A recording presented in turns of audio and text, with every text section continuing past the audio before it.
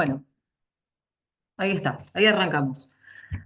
Bueno, ¿qué tal? Buenas tardes a todos. Llegamos acá medio con la lengua afuera al segundo encuentro. Pablo Carballo se va a sumar en un ratito, está viniendo un turno médico, así que me dejó a mí en esto de ser la anfitriona de este encuentro. Está Ramiro Parodi, que ya se conectó, pero que en un ratito va a ser las veces de nuestro invitado de este encuentro, como pasó la semana pasada con Cristian Dodaro y Ezequiel Esquinazzi. En este caso Ramiro es parte de la UNSAL, lo voy a presentar bien en un ratito cuando termine esta pequeña exposición, que en realidad lo que intenta es hacer un nexo con el encuentro anterior, retomando algunos de los conceptos de los que partimos.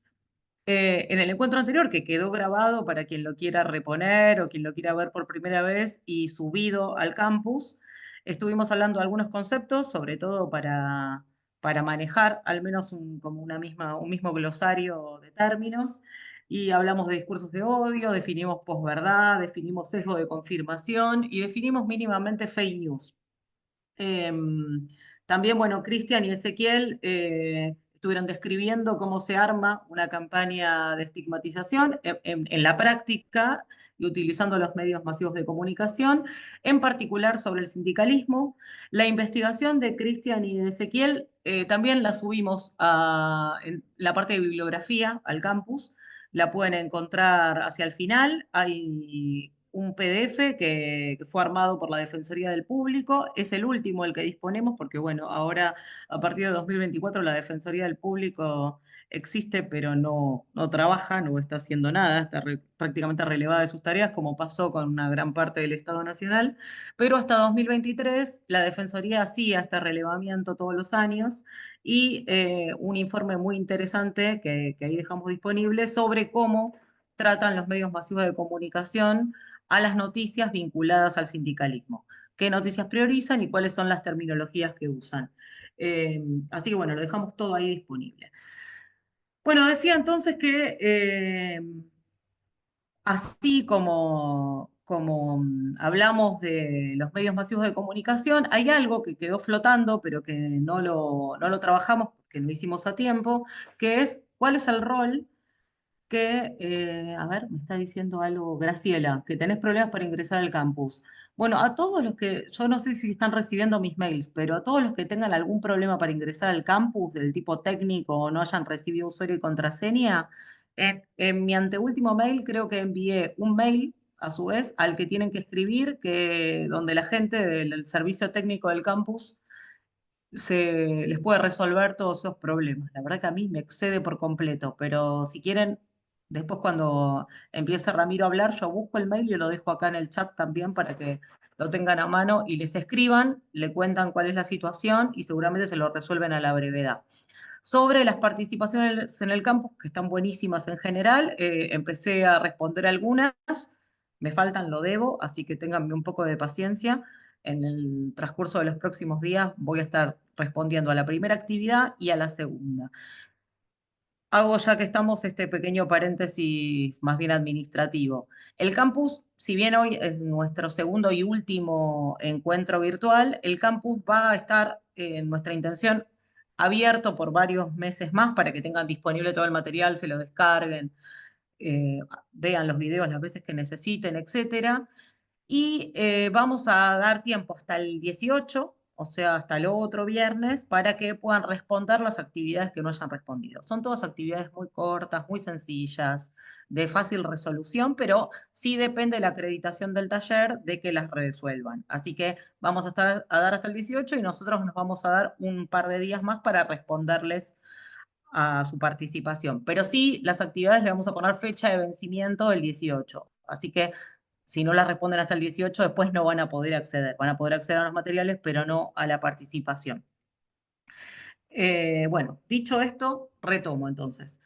Decía que veníamos hablando en el encuentro pasado de cuáles son las estrategias analizadas por Cristian y por Ezequiel que realizan los medios de comunicación para estigmatizar determinados colectivos sociales, en específico las organizaciones obreras, pero no hablamos demasiado sobre las fake news y le quería dedicar un pequeño espacio en este encuentro perdón, a las redes sociales, no a las fake news, a las redes sociales y cuál es el rol que cumplen en esta amplificación y construcción de la estigmatización. Voy a poner compartir pantalla porque me gustaría mostrarles un PDF que armamos con Pablo, que me parece que resume bastante las ideas. ¿Ahí lo están viendo? Alguien que me diga nomás si lo ven. Sí, sí. Sí, ¿Sí? ¿Lo por ven? ahí Buenísimo. falta la pantalla completa. ¿Sabés que no sé cómo hacerlo? Porque como es un PDF, está complicado. Creo que esto es como lo más grande que me deja. En el menú, Pero bueno, ahora, bueno, sí. A tendría ver si que no ven. invocarle. En el menú, anda menú a las tres rayitas arriba a la A izquierda. ver si lo puedo amplificar. Ahí sí, pero me corta la imagen, ¿no? Si la amplifico. Menú No, arriba a la izquierda. en realidad O ahí, a ver. en Sí, modo lectura, ahí donde abriste, la anteúltima, modo lectura que tiene sí. dos flechas, ahí te lo muestra un Modo poco más grande. lectura. Ahí está, buenísimo. Eso es lo más grande que me permite. Genial. Bueno, entonces decía, vamos a pensar un poco entonces qué pasa con las redes sociales. Y para eso además trajimos algunos datos. En principio trabajamos, o sea, levantamos algunos datos de una investigación que hizo, ya les digo, lo tenía anotado por acá, el Centro de Estudios sobre Medios y Sociedad en Argentina, el MESO, que depende de la agencia internacional Reuters, que es de junio de 2025, del mes pasado, y que hizo un relevamiento para todos los países. En particular trajimos algunos de los datos en relación a la Argentina y qué es lo que hacemos los argentinos y las argentinas con las redes sociales. Bueno. Les quería contar en principio que lo que sostiene Reuters es que, y además es de público conocimiento, así que lo han podido comprobar todos, a partir de la presidencia de Javier Milei, un cambio considerable en el panorama mediático en la Argentina, ¿no? Disminuyó la publicidad oficial en los medios tradicionales. Recuerdan que cerró la agencia oficial de noticias Telam, que la reconvirtieron en una suerte de agencia publicitaria, pero dejó de cumplir sus funciones de agencia informativa de todo el territorio, era lo más federal que teníamos, y también desde el discurso oficial empezó a haber una bajada de línea cada vez más sistematizada, cada vez más fervorosa y cada vez más frecuente, incluso por parte del propio presidente de la Nación, que se puede sintetizar en esta frase que popularizó, que es no diamos suficiente a los periodistas. Bueno, decía entonces que con todo este contexto, en este entorno profundamente polarizado, donde los medios están a favor o en contra del gobierno, lo que se evidenció, según Reuters, es una caída profunda en los niveles de interés en las noticias. Y les muestro acá un poquito cuáles son las cifras. En 2017, el 77% de los argentinos decían estar extremadamente o muy interesados en las noticias. Bueno, 7 años después, en 2025, 8 años después, solamente el 42% de los argentinos y argentinas dicen estar interesados en las noticias. O sea, menos de la mitad. Y menos de un tercio del total confía en los medios en general. Y menos del 40% confía incluso en los medios que consume. O sea que aún eligiendo qué medios consumir, menos de la mitad confía incluso en esos medios que elige. Yo sigo adelante, pero ustedes deténganme cuando crean, cuando quieran hacer hincapié en algo o si alguien quiere comentar algo al respecto. Este es el gráfico de esta evolución de desconfianza que estaba planteando Reuters en sus encuestas. La polarización también generó otro fenómeno. Las audiencias buscaron fuentes de información no tradicionales. En esta lógica de poco interés en las noticias y desconfianza incluso de las noticias que consumen, 3/4 partes de los encuestados por Reuters acceden a las noticias online y muchos están accediendo a otras fuentes informativas. Una de esas fuentes informativas es algo que creció considerablemente en pandemia y después siguió creciendo, que es el video online en vivo, que vulgarmente llamamos streaming, que combina noticias, es cierto que una parte combina noticias con entretenimiento.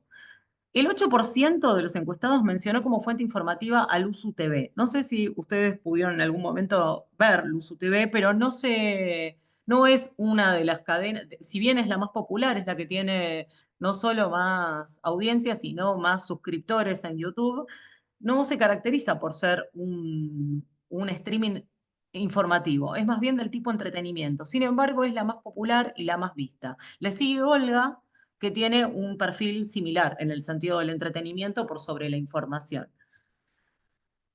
Esto que estamos viendo acá, si ven la línea celeste, es la televisión. La televisión viene sufriendo una caída en su audiencia significativa. En 2017, el 81% de las personas consumían televisión, hoy es el 53%. La azul, la liñita azul, son los medios impresos. Esa va cayendo, pero más gradualmente. Son del 74 que tenía en 2017, pasó al 59. Fue de alguna manera en su momento reemplazada por los medios online, que son la línea naranja, pero hoy por hoy incluso esa línea también está cayendo. Ven que desde el 92 en 2017 cayó al 76 en 2025. Y después finalmente los medios los medios impresos cayeron del 45 al 14. O sea, es un derrumbe terrible, yo me confundí. Es la línea violeta esta que aparece acá abajo. Y la línea azul son, ¿dónde están? Son las redes sociales. Esas pasó del 74 al 59. Tiene una caída, pero una caída mucho menos pronunciada. Me parecía que lo de los medios impresos tenía que haber sido mucho más. Cuando se le consultó a los encuestados sobre cuántos usaban las redes sociales como fuente de información, 6 de cada 10 mencionaron que usaban las redes sociales como medio de información. Después, seguramente, en la exposición que va a hacer Ramiro, en la investigación que hicieron con su equipo, él va a desarrollar un poquito mejor esta cuestión de cuál es la credibilidad que se le asigna o no a las redes sociales. Pero según Reuters, casi el 40% de los encuestados usa Facebook. Digo, esa red que algunos pensamos que está olvidada, sigue siendo muy popular para informarse, sobre todo entre el público mayor, que también sigue siendo el público más interesado en las noticias. Le sigue Instagram con el 35%, muy parejo con Facebook. Le sigue YouTube con el 28%, que viene de alguna manera a empezar a reemplazar a la televisión y que además tiene información de todo tipo, ¿no? Eh, Pueden encontrar desde tutoriales y cosas sumamente específicas y de nicho. Y después es muy significativo WhatsApp, considerada una red social. El 27% de la gente se informa por WhatsApp. X, que es la ex Twitter, que suele ser la red tipificada como la red más politizada. Sí, perdón, Sofía me pregunta si las edades de esta encuesta son variadas. Son variadas. Dejamos la encuesta completa en la bibliografía para que vean el universo encuestado, cuál es la franja etaria, cuántas personas fueron encuestados, pero sí, es variada. Decía, X es la red social con un perfil más político y sin embargo solamente el 12% de los encuestados plantean que la usan como fuente informativa. Ahí está. A ver, sigo adelante. Ahí está. Decía entonces que pese a la confianza o a la falta de confianza en este caso, el 34% de las personas encuestadas afirma compartir noticias. O sea, que muchísima de esta gente actúa como réplica, como amplificador de las noticias que les llegan. Acá abajo aparece la fuente, decía, está la encuesta completa disponible para todos en la bibliografía del curso.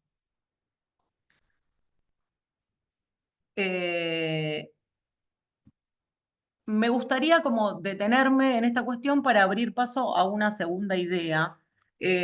Tanto Viviana como Hernán, creo que Hernán está conectado, a Viviana no la vi, nos escribieron mails, creo que no se pusieron de acuerdo, así que fue pura casualidad. Enviándonos materiales que le parecían relevantes para el curso, que yo prometí mirar después con detenimiento y ver si le podíamos hacer algún huequito para compartir con ustedes. Casualmente nos enviaron, Viviana nos mandó un video de 9 minutos que habla sobre un libro y Hernán nos mandó ese libro, el mismo libro. El No libro en digas nada, cuestión, no digas nada, no digas nada. no digo nada, No, no, sí, porque vienen los autores y nos meten en cana. y nos meten en cana. Yo no tenía el libro en PDF para compartirles a todos, no lo subí al campus, pero sí les voy a subir el video que nos mandó Viviana, que está disponible en YouTube, y que es una especie de resumen de 9 minutos del libro. El libro es muy pertinente y probablemente algunos de ustedes lo han escuchado citado. A mí me pareció piola para darle paso a esta segunda parte de la charla una pequeña frase de este libro. El libro es Los ingenieros del caos, de un investigador italiano, Giuliano da Empoli, Y lo que dice es que la indignación, el miedo, los prejuicios, el insulto, la polémica racista o sexista se propagan en la web y generan mucha más atención y compromiso que los debates soporíferos de la vieja política. Eh, Alguno también que tenga ganas, hay un capítulo de una serie inglesa maravillosa que se llama Black Mirror, que Da Empoli rescata en su libro, que es el capítulo de Waldo, creo que está en la primera temporada, donde de alguna manera retratan con la ficción un poco de este fenómeno de que la indignación, el miedo, los prejuicios, digamos, todas estas emociones negativas, se propaguen muchísimo más que los debates y las discusiones a las que estábamos acostumbrados con la vieja política.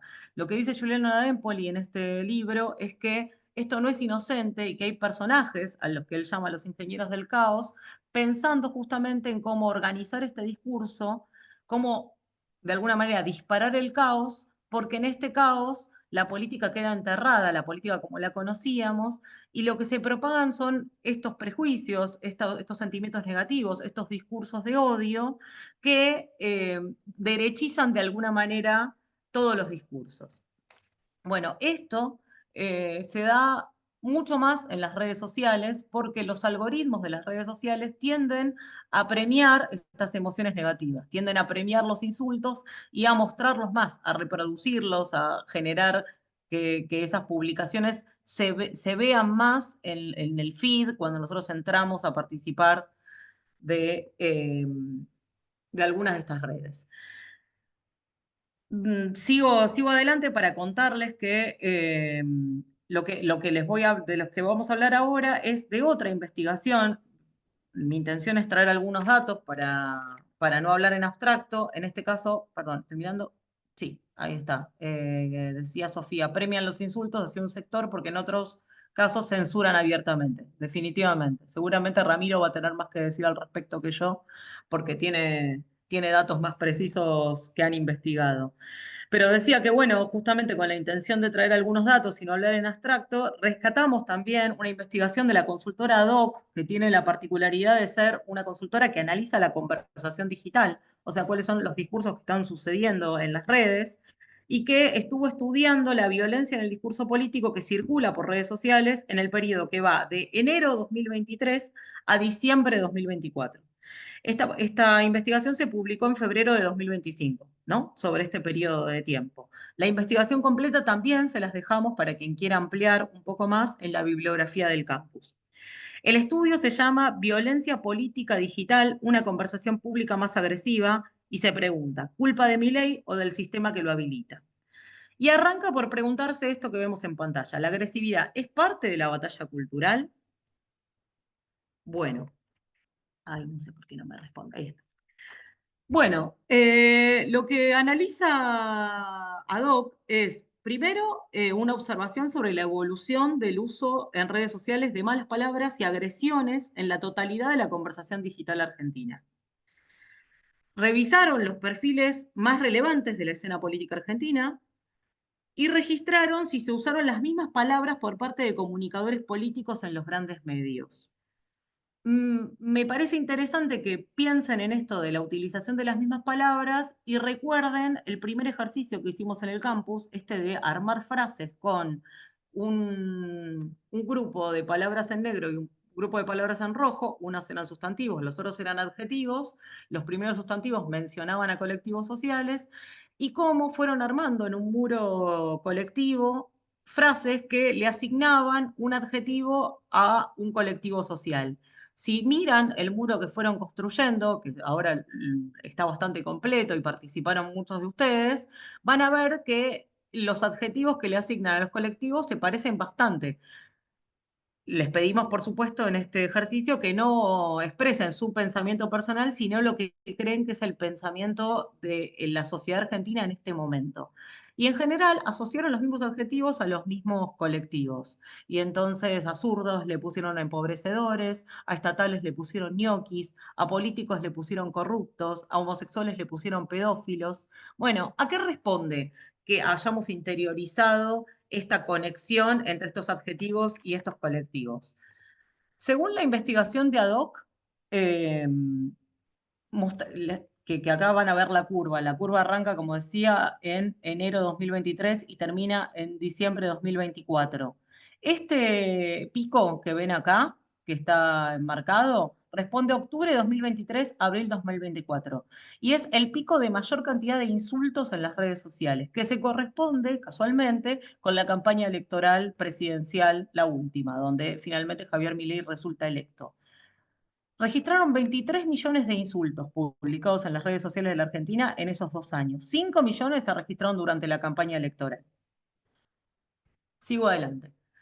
Como decía, también estuvieron revisando cuáles fueron los perfiles o cómo actuaron los perfiles de las personalidades más relevantes de la escena pública. Milei fue el referente político que más agravios publicó o replicó en esos meses, con un pico de 810 insultos. 810 insultos son un promedio de más de un insulto por día. Otros referentes que estudiaron, no lo dice acá, pero lo quiero acotar, se estudiaron a Cristina Fernández y a Juan Grabois también para pensar en referentes de otro espectro político, que también de alguna manera se subieron a esa lógica, aunque en muchísimo menor medida, y si bien aparecen insultos en los discursos de uno y otro, va muy por detrás de esta virulencia que se ve en las redes de Milei.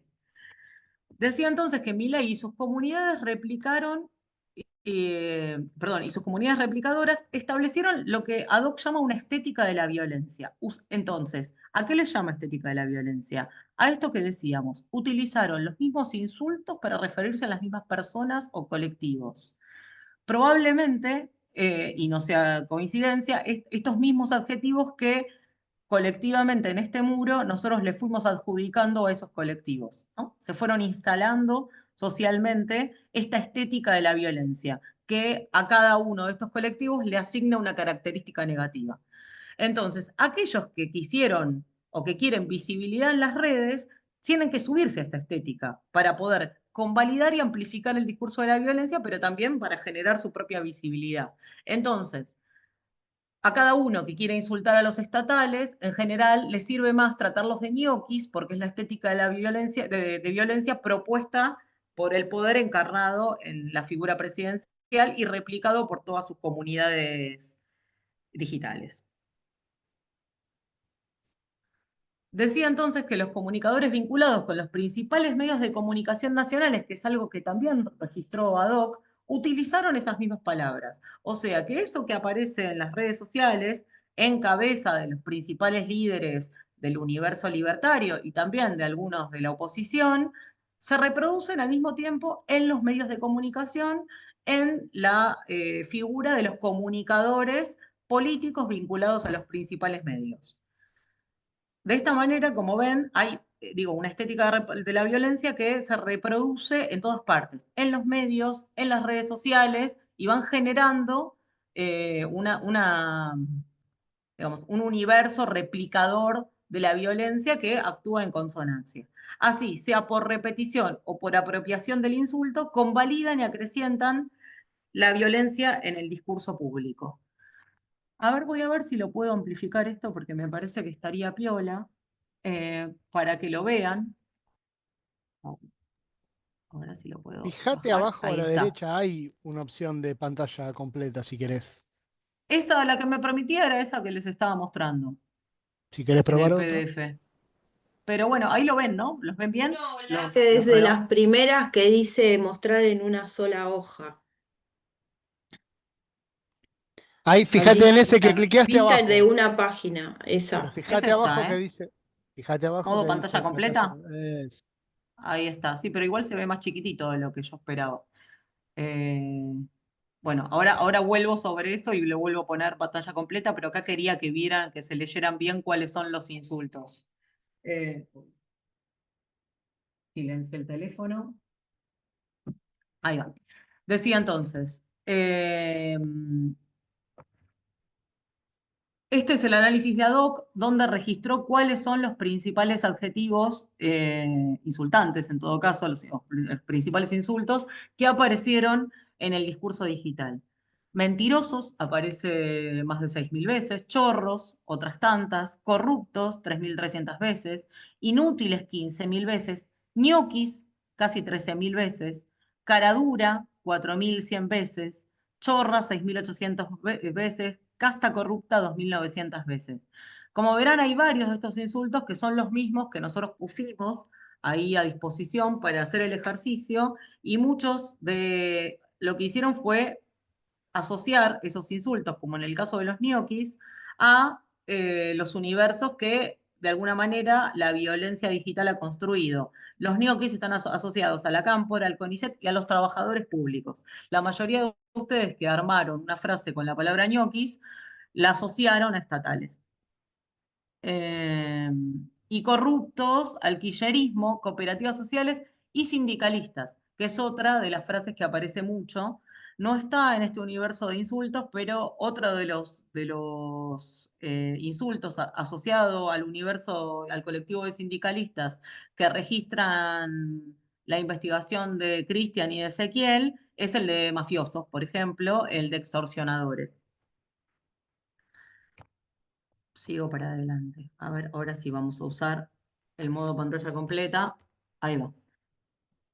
Haddock se preguntaba entonces si replicar es convalidar la violencia. Y entonces tomó algunos titulares de los medios de comunicación masivos y de algunos comunicadores y muestra cómo desde los titulares replican parte del discurso oficial. Entonces, por ejemplo, este creo que es de La Nación, dice: Milei cerró la cumbre de la CEPAC. Hay que ganarles a los zurdos y terminar con la basura del socialismo.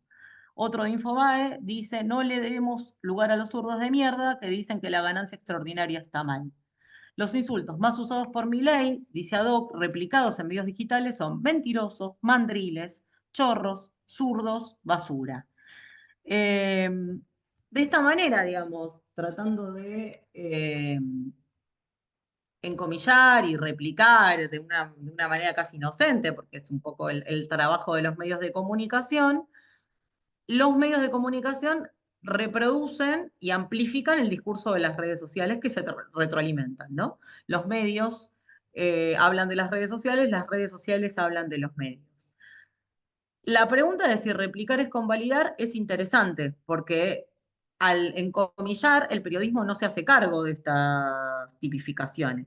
Lo dice Milei, no lo decimos nosotros. Pero de alguna manera amplifican este discurso y lo hacen cada vez más popular y cada vez más, y lo naturalizan de alguna manera. Lo que ocurre es que cada vez más las personas empiezan a asociar determinados colectivos a determinados insultos impuestos por esta estética de la violencia. Otra de las reflexiones que hace Haddock y que me parecía interesante sobre el final es que la violencia no es solo discursiva, tiene efectos reales. Y entonces lo que hemos verificado un tiempo a esta parte es que esta agresión que nosotros vemos cada vez más en redes sociales, en medios de comunicación, empieza a tener efectos por afuera de las pantallas. Y entonces se convierten en acciones agresivas contra esos colectivos acá afuera, en la realidad, ¿no? En la realidad no digital. Entonces, por ejemplo, Infobae acá muestra un hecho noticioso que dice: fueron a apagar un incendio y hallaron un cadáver en Vicente López. Tuvimos una discusión por política y le prendí fuego a la garita, dice el vecino. Acá Perfil rescata otro incidente que es el de Beliboni y Fran Fijab, que es un influencer libertario, donde Fijab dice: Beliboni intentó asesinarme, la pelea entre el libertario Fran Fijab y el dirigente piquetero. Y acá aparece otro más abajo, que perdón, no llego a leer porque justo me tapa algo, pero no sé si ustedes lo ven mejor que yo. A ver, capaz que si salgo de pantalla completa lo puedo ver. Acá está. Eh, creo. Ah, y justo. Bueno, Si en querés ahí fin, lo puedo les leer, es juro. Sí, vos podés, la dale, última. léelo. Un tuitero libertario insultó a Dillon por redes y el cantante lo encaró en persona en un avión y cita: te arranco la cabeza.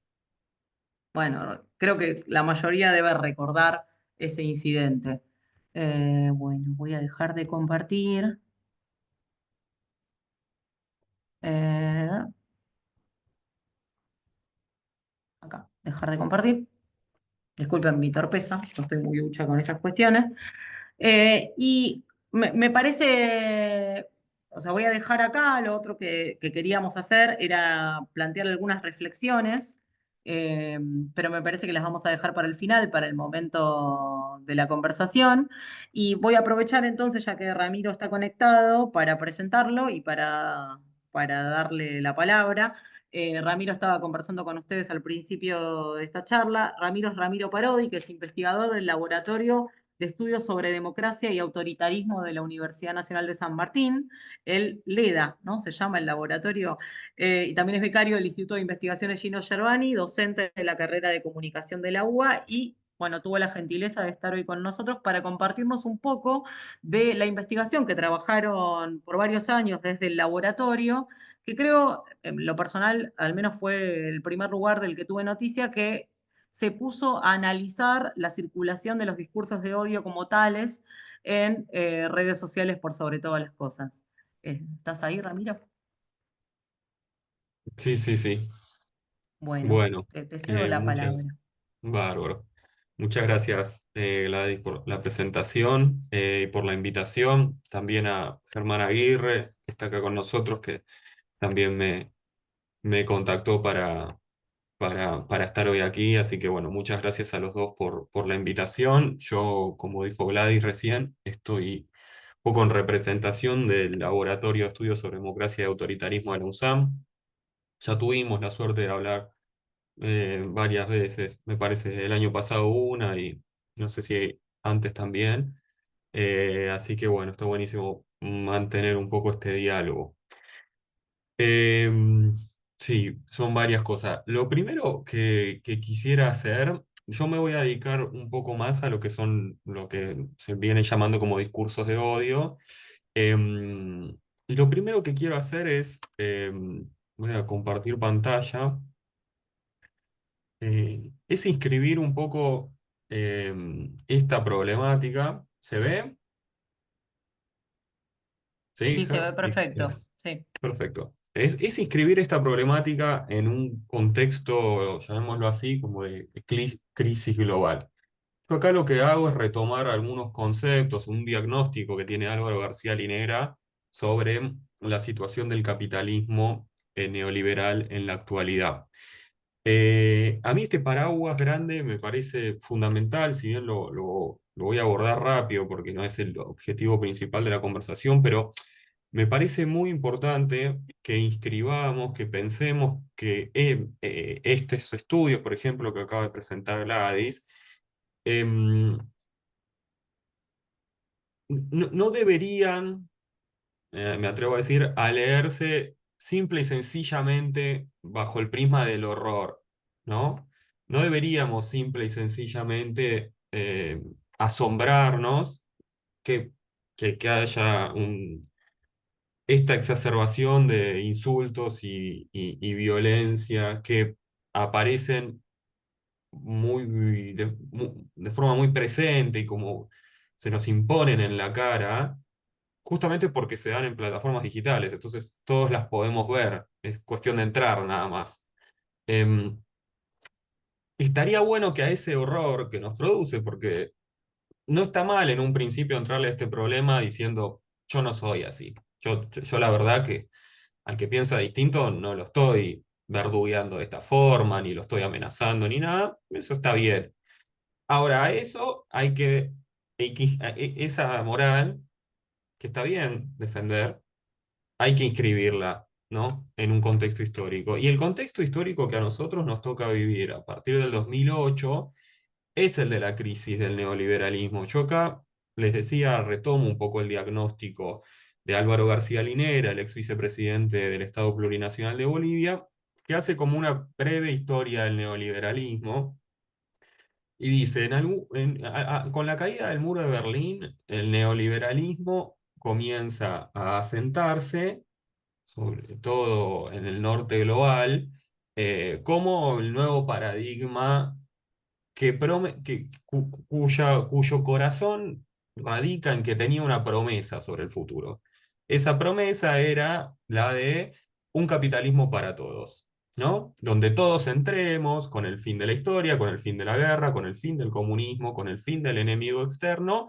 Bueno, el capitalismo ya estaría como en condiciones óptimas para desarrollarse plenamente y de a poco y sobre todo a través del libre mercado, de los cuadros técnicos y de la democracia liberal, garantizar la realización individual, ¿no? Esa era la promesa al principio del neoliberalismo.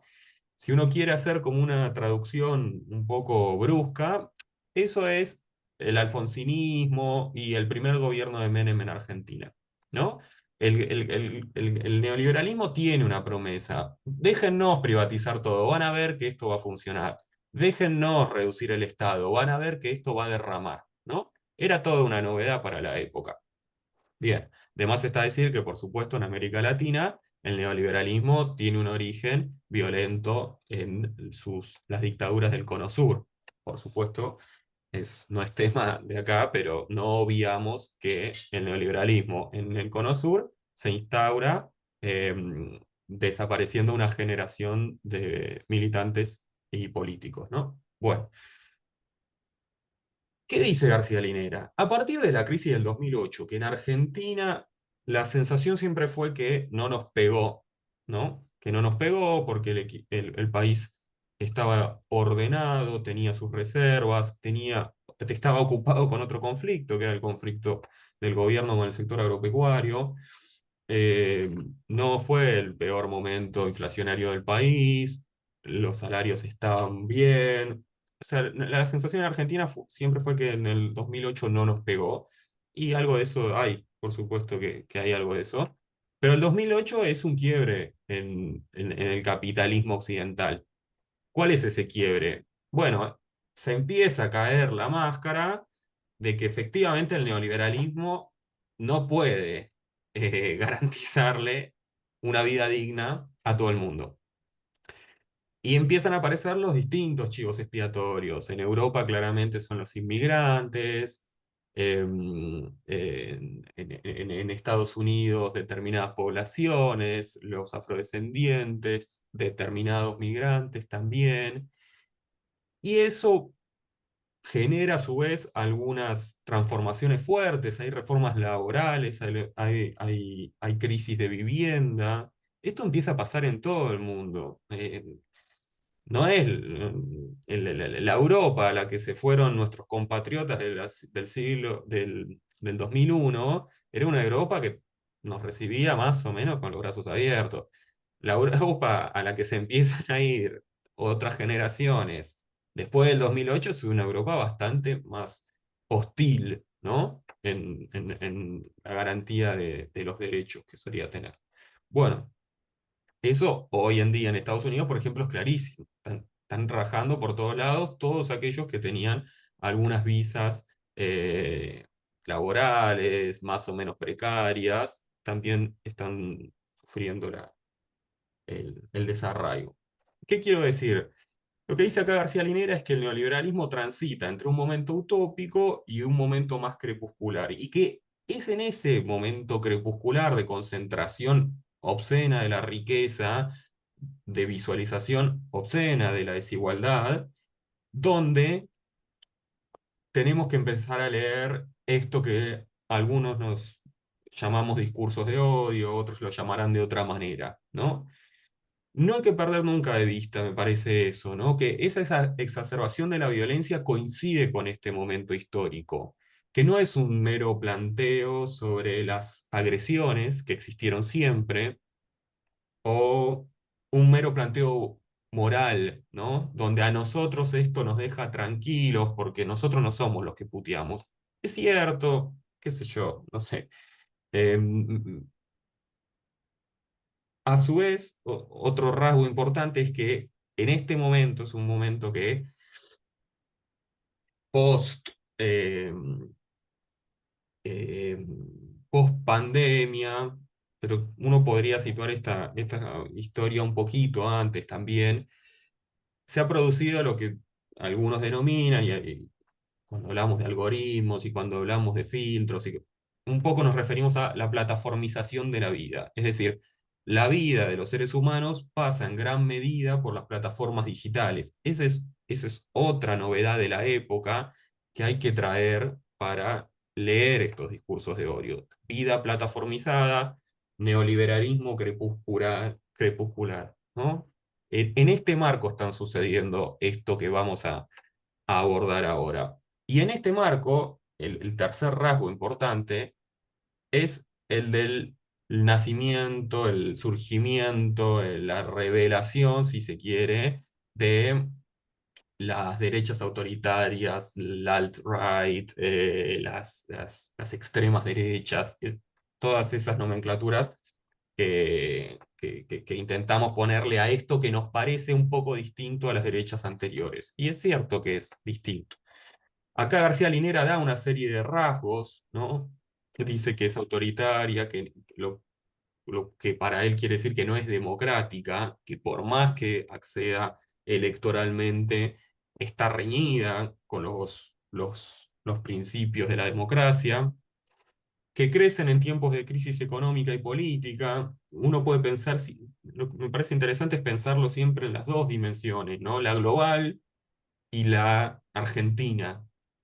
Milei, es probable que Milei no hubiera nacido, no hubiera sido electo si no lo habría em, eh, anticipado una crisis económica muy grande, una crisis inflacionaria desastrosa, ¿no? Eh, Dice también que son la contracara de las centroderechas, ¿no?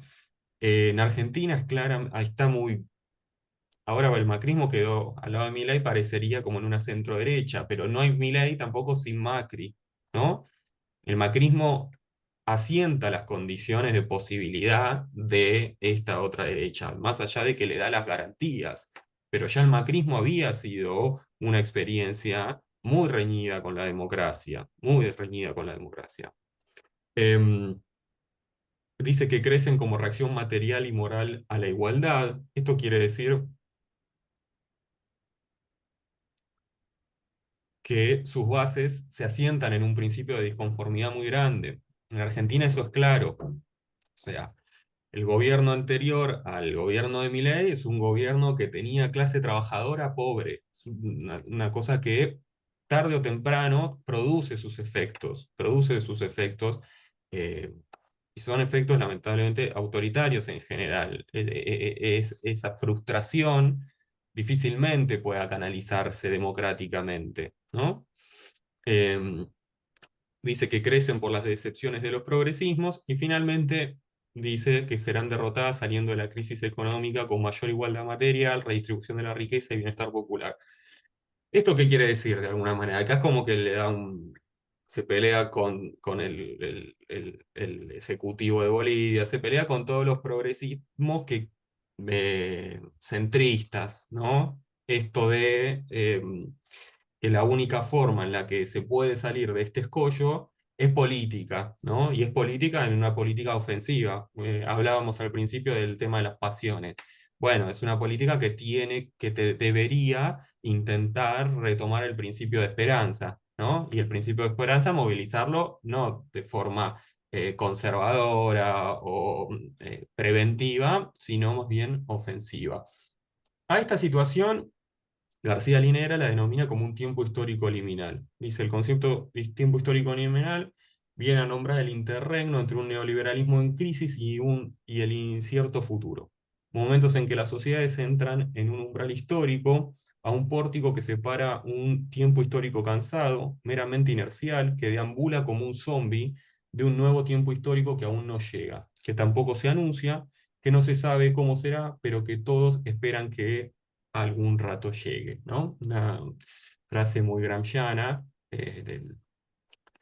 lo nuevo no termina de nacer y lo viejo no termina de morir. Esto me parecía importante como situar dónde está pasando esto, ¿no? De vuelta, para intentar evitar, yo no estoy en contra de la moral, ¿no? Me parece que si nos juntamos entre todos es para dar un paso más, ¿no? Entonces, a esa moral politizarla, ¿no? No bonificarnos nosotros, porque una pregunta que está dando vueltas es, ¿hasta cuándo vamos a seguir aguantando un poco todo esto? Y no perder el principio de historización, ¿no? Estos discursos de odio suceden en un momento histórico, que es un neoliberalismo en crisis, y que coincide con un momento técnico muy particular. muy particular, ¿no? Que tiene que ver con la plataformización de la vida. Y a eso me tiro dos conceptos, tres, muy sencillitos, que me parece que para algunos serán muy obvios, pero quizás está bueno recordarlos para otros. Hay el espacio público digital, las plataformas, internet, los portales que visitamos, etcétera, tiene muchísimas categorías, características. Yo quiero traer cuatro, que me parece que de alguna manera es lo que lo distingue del espacio público tradicional. En principio, que lo que tenemos interactuando ahí es un conjunto de usuarios, que pueden o no ser un conjunto de seres humanos, pero muchas veces no lo son, ¿no? Alguien mencionó acá los trolls, los bots. Bueno, hay usuarios que funcionan mecánicamente, reproduciendo algunos discursos, haciendo que esos discursos tengan mayor visibilidad a través de sus interacciones, lo que quiere decir que más que nunca, técnicamente, pueden imponerse temas. Imponerse temas es eso, es ponerlos en las listas más altas de los temas del momento, de los hashtags, ¿no? Eso no quiere decir lavarle la cabeza a nadie, convencer a nadie de nada, sino ganar el dominio de la conversación pública. ¿Se entiende, no? Es algo muy novedoso. En la televisión esto no ocurría. El ranking era en ese sentido bastante más democrático en un punto, siempre y cuando estuvieran garantizadas el acceso a la televisión, que no siempre lo estaban, pero supongamos que sí. Bueno, ahí era el televidente y siempre era un ser humano el que estaba detrás del control remoto, el que decidía ver o no. Acá esto no es así. El otro rasgo que me parece importante es el que estos usuarios están perfilados. ¿Qué quiere decir eso? Que con las interacciones que nosotros le damos a las plataformas digitales, interacciones es cuando dejamos un comentario, cuando hacemos una compra, cuando ponemos un like, cuando visualizamos algo, simplemente lo abrimos, una nota, cuando buscamos un producto, una licuadora en Mercado Libre para comprarla, cuando hacemos un viaje, todo lo que hacemos deja su huella, ¿no? Esa huella es un dato que generalmente las plataformas retoman para ir perfilándonos, justamente, ¿no? Para ir determinando el perfil de usuario que somos y de esa manera ofrecernos todo tipo de cuestiones, desde más licuadoras, mejores y de mejor precio, pasajes de avión, hasta si nosotros eh, somos usuarios intensos de noticias, etcétera, nos va a seguir devolviendo esas noticias que a nosotros nos interesan. Lo que nos interesan, vieron, es un concepto amplio. No se olviden nunca que acá nosotros somos todos tipos grandes y tipas grandes que más o menos pensamos. Pero imagínense un pibe, una piba de 8, 9, 10 años, ¿no? Que tiene el mismo acceso que tenemos nosotros, cuya curiosidad es bastante más aleatoria. No sabe cuál es su inclinación política, cuáles son sus gustos, simplemente puede entrar por curiosidad.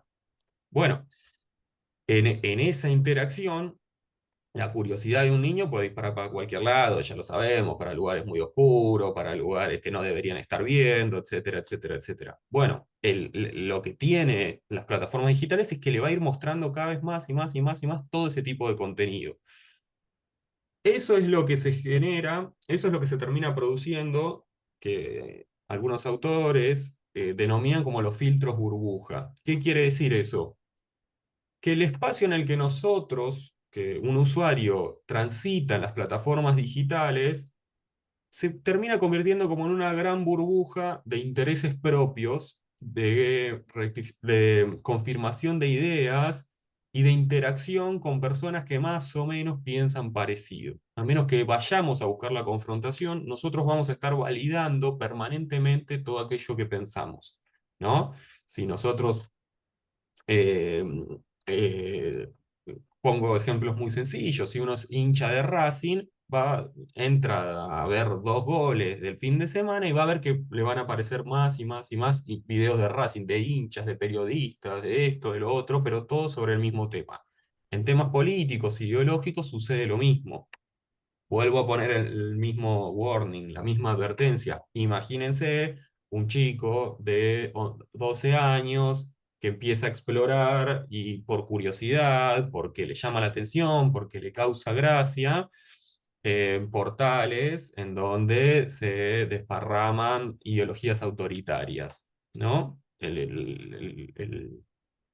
Lo disponible, lo expuesto que está ese tipo de mensajes. Todo eso, los ejemplos que doy, los doy porque efectivamente ocurren y porque efectivamente uno de los problemas más serios de todo esto tiene que ver con las generaciones más jóvenes. Y cómo esas generaciones se están informando, cómo se están politizando, qué están haciendo cuando están en plataformas digitales. Y finalmente, la algoritmización o el algoritmo, que justamente lo que hace es, combinadas un poco estas 4 características, devolvernos permanentemente eh, aquellos contenidos que ya hemos buscado y ofrecernos diferencias muy sencillas, ¿no? Siempre el algoritmo lo que trabaja con una suerte se llama machine learning, ¿no? Va aprendiendo a partir, sin que nosotros lo estemos hablando, como uno puede hacer con una IA que puede interactuar. El algoritmo pasivamente va recogiendo datos, va recogiendo información y va mejorando nuestro perfil. Esto también, ¿no? Como coordenadas generales, así como di las coordenadas poco geopolíticas, políticas, como le querramos llamar, las coordenadas técnicas. Estas 2 cosas no pueden dejar de estar presentes a la hora de hablar de discursos autoritarios, discursos de odio. Me parece a mí, eh, de vuelta, para evitar la deshistorización, la excesiva moralización, porque en algún momento quizás a nosotros nos toque pasar a la ofensiva en algunos sentidos, y si somos pero tan buenas personas, va a ser muy difícil hacerlo. Ahora sí, vamos a los discursos de odio que nosotros, de alguna manera, en nuestro equipo, llegamos justamente eh, a, a través de una pregunta política, a través de una pregunta por las ideologías autoritarias, ¿no?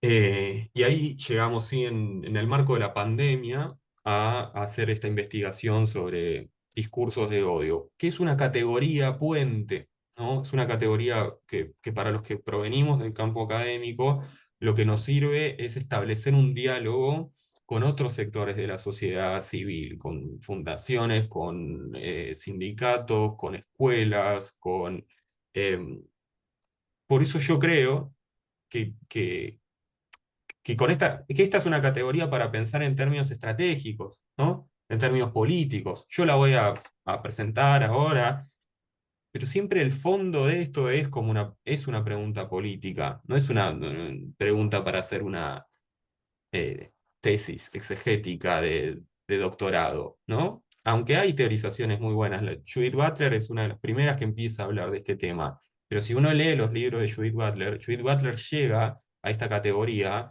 porque hay un escándalo en Estados Unidos en donde a una familia afrodescendiente, qué sé yo, gente del Ku Klux Klan le cuelga una cruz y se la prende fuego en el patio, ¿no? Como un acto de amenaza. Ese caso va a la justicia y la justicia dice que no pasó nada, que eso no es una agresión, ¿no? Entonces Judith Butler empieza a preguntarse por la performatividad de las palabras, ¿no? La performatividad de los actos, cómo es que un juez puede tomar una decisión tan pero tan errada cuando a todas luces eso es una amenaza, cuando a todas luces eso es un discurso sumamente agresivo, cuando a todas luces eso es una señal de que no te quieren ahí, ¿no? Bueno, entonces, de vuelta, la introducción, un poco la llegada a esta categoría de discursos de odio es una llegada política, ¿no? Y como tal merece un pensamiento estratégico. Entonces, lo que nosotros vimos en nuestra etnología digital es que hay al menos como para detectar estos discursos. Por ejemplo, acá sería como un contrapunto para hacer con la investigación que acaba de presentar Gladys, este, de la consultora, ¿no? Porque nosotros tenemos como otra definición. Para nosotros los insultos forman parte de la democracia. Lamentablemente, es así, de vuelta, por más que no los usemos o no nos guste. Después entramos, sí, por supuesto. La verdad que un presidente insultando a un colectivo en particular, eso no entra parte de la democracia. Pero decirle a alguien que es un estúpido, que es un tarado, es parte de la libertad de expresión. Al menos así lo consideramos y estamos dispuestos a discutirlo y a defender eso. Yo creo que la democracia necesita discusiones acaloradas. Ahora, ¿cuáles son algunos rasgos un poco para sí, intentar poner una línea de separación? Son estos cuatro que mencionamos acá, que nosotros los sacamos un poco de un recorrido histórico, pero otro poco de ver, de leer muchos. Ese trabajo me tocó hacerlo a mí, y no se lo deseo a nadie, porque es bastante espantoso de leer este tipo de agresiones en plataformas, este, y encontramos al menos cuatro sobre los que sí pondríamos una alerta grande, ¿no? Que son la deshumanización, que tiene, uno va al nazismo y ve los discursos antisemitas y eran discursos deshumanizadores. Ahora vamos a ver un poco las características de eso. La incitación a la inhibición de derechos, la incitación al asedio, al acoso y el silenciamiento, y la incitación a la violencia. Estas cuatro formas de los discursos de odio tienen su propia performatividad y tienen su propio desarrollo. No son definiciones de diccionario con las que nosotros vamos y aplicamos ahí, le ponemos un ganchito, esto es discurso de odio, esto no, ¿no? Pero son como para ordenar un poco la discusión. Bien. El discurso deshumanizador, acá hay un par de ejemplos, lo que tiende a hacer es vincular al objeto de odio con una especie susceptible de ser eliminada. Las cucarachas, las ratas, los parásitos, los virus, etc. Ese tipo de metáfora, por ejemplo, Gladys, me voy a pelear con los muchachos de la consultora, pero con amor, ¿eh? Todo con amor. Pero, pero, Perfecto, peleate, sí, sí. pero como eh, para discutir, ¿no? Ujú. Porque quizás, al menos en esa nube de palabras que nos mostraste, a ellos, porque ellos lo que hacen es un rastrillaje mejor que el que hicimos nosotros, porque es un rastrillaje técnico, no es un rastrillaje artesanal, pero vos ponés una serie de palabras, a ver, ¿no? Vos decís, encontrame estas 20. Y la verdad es que ahí, bueno, entramos en una discusión muy complicada. ¿Cuál es 20? ¿Por qué? ¿Bajo qué argumentos? ¿Por qué chorra sería un discurso de odio? La verdad es que si hay un político que fue corrupto y la sociedad lo quiere catalogar de alguna manera, es como algo que puede llegar a suceder. Después entramos en los casos particulares, pero decirle a alguien, sos un cara dura, ¿no? La verdad, es bastante democrático decirle a alguien cara dura, es casi una chicana. No así, pensaría yo, utilizar una metáfora de un animal o de una especie que tiene que ser eliminada. ¿Por qué? Porque no podemos convivir con ella. Nosotros, los seres humanos, no podemos convivir con las ratas, no podemos convivir con las cucarachas, no podemos convivir con los parásitos. Es una amenaza para nosotros. Bueno, eso es lo que llamamos el discurso deshumanizador. Esto tiene su historia, como les decía antes. En los nazis utilizaban la metáfora de las ratas para referirse a los judíos, ¿no? Entonces, el discurso porta una historia que es importante de tener en cuenta, porque estas metáforas activan esa historia, ¿no? Entonces, ese es uno. El segundo decía esto de la incitación a la inhibición de derechos, que también nos parecía en su conformación problemática, hago un mini paréntesis rápido. Nosotros hablamos con un montón de computólogos para que ellos nos den una mano a hacer un rastreo mejor que el que hacíamos artesanalmente sobre discursos de odio, ¿no? Y ahí teníamos como una limitación técnica, y obviamente presupuestal, pero bueno, sobre todo técnica, que es que los tipos nos decían, dame una bolsa de palabras, ¿no? Y la verdad es que es difícil, con una bolsa de palabras, detectar la sutileza del discurso. Miren estos ejemplos, ¿no? Que no puedan salir a la calle, que no pueda trabajar, que no haya justicia. Esas son modalidades del discurso que tienden justamente a inhibir derechos. El caso más típico, trágicamente típico en nuestra Argentina, es los homosexuales no pueden dar clases porque podrían pervertir a nuestros hijos, ¿no? La famosa frase de Mirta Legrand en su momento. Bueno, eso es muy difícil captar técnicamente. Seguramente hay desarrollos tecnológicos que lo pueden hacer, pero no es tan fácil, ¿no? Y sí, a mí al menos me parece bastante más problemático que circulen discursos en los que por portar una característica, un compatriota se le tienda a inhibir un derecho que un insulto, ¿no? Insisto. Sí, Ramiro, ¿me escuchás? Sí. Sí, Lo fui a buscar para aclararlo. La consultora, que yo no defiendo ni tengo ningún contacto con la consultora, nos rescatamos porque nos parecieron que los datos venían a cuento y que estaban bien, la relevó con una herramienta digital que hace claro, un rastrillaje sobre nubes de palabras, así que no solo es mucho menos artesanal, también es mucho menos abarcativa justamente porque lo hace automáticamente una aplicación y no tiene la mirada sesuda de personas revisando el discurso. La herramienta es Digimind, capaz que vos la conocés más mm, que yo. Le sí, pusieron un universo de conceptos analizados que son todos, mirándolos en detenimiento, son todos adjetivos, o sea que la claro, idea de conceptualizar a alguien con un sustantivo que es en principio una cosa deshumanizada, como puede ser exacto. cucaracha o rata, no lo consideraron ni siquiera como idea, Mm, y no hace demasiado juicio de valor al respecto, sino porque lo que pretendían medir era si había un crecimiento en la violencia política vehiculizado por mayor cantidad de insultos en la conversación. claro. Y hasta ahí, digamos, esos son los límites de la investigación. La de Es ustedes es que, infinitamente más exhaustiva e interesante. mm, Eso. eh, es que hago otro breve paréntesis.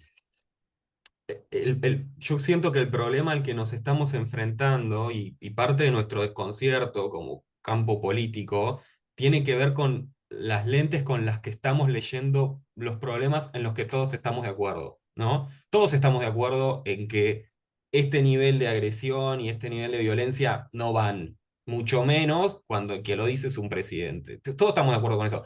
Ahora, ¿cómo intentamos leer este problema sin perder la historia, sin moralizar demasiado y sin perder la visión política? Porque si nosotros, porque una deriva de todo esto podría ser, se prohíben toda esa bolsa de adjetivos en plataformas digitales. Y la verdad que es muy peligroso eso. Todos sabemos acá, no sé si compañeros periodistas, sabemos que todo eso a la larga puede ser complicado. La discusión en torno a la regulación de todo esto está abierta y no hay un claro consenso en qué hacer, ¿no? Ni cómo implementarlo. Eh, y por otro lado, a mí me encantaría que existiera una buena herramienta para registrar todo esto. En Argentina y en español, ese es otro problema, problema típico de la periferia. Yo no la encontré, nosotros no la encontramos. Y en Estados Unidos, en inglés, hay mejores herramientas para ver todo esto. Hay más guita puesta también. Bueno. Voy un poco a la tercera categoría, perdón, a la segunda, sí, a la tercera, que era esto de la idea de la incitación al asedio, al acoso y el silenciamiento. Y acá me voy a contradecir parcialmente. Yo acabo de decir que Los insultos son parte de la democracia. Bueno, uno acá entra en las sutilezas, ¿no? En las plataformas digitales el problema, ahora vamos a introducir como una categoría que a nosotros nos ayuda a pensar, que es la idea de escenas de odio, ¿no?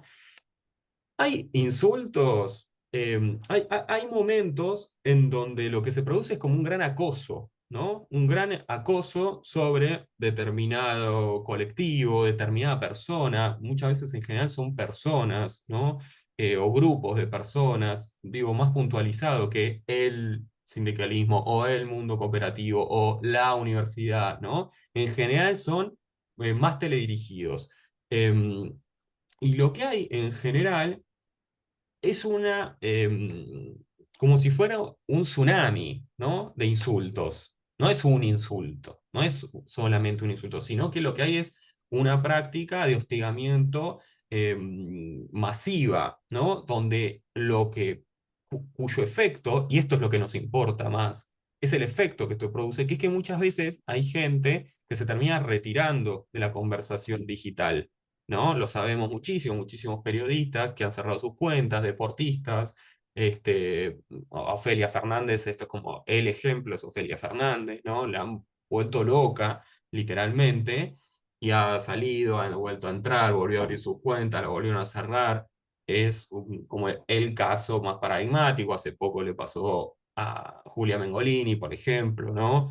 Donde con técnicas aún más desarrolladas, con inteligencia artificial, que se le hace algo así como si fuera un scratch digital, ¿no? Así que esta sería como la tercera variable de los discursos de odio, y la cuarta es esta directamente la incitación a la violencia, que es una categoría establecida en el Código Penal, ¿no? Hay que salir a matarlos porque no los mataron a todos, ya directamente el llamado a eliminar al otro, ¿no? Esta es bastante clara, este, y que lamentablemente también se encuentra recurrentemente en plataformas digitales, ¿no?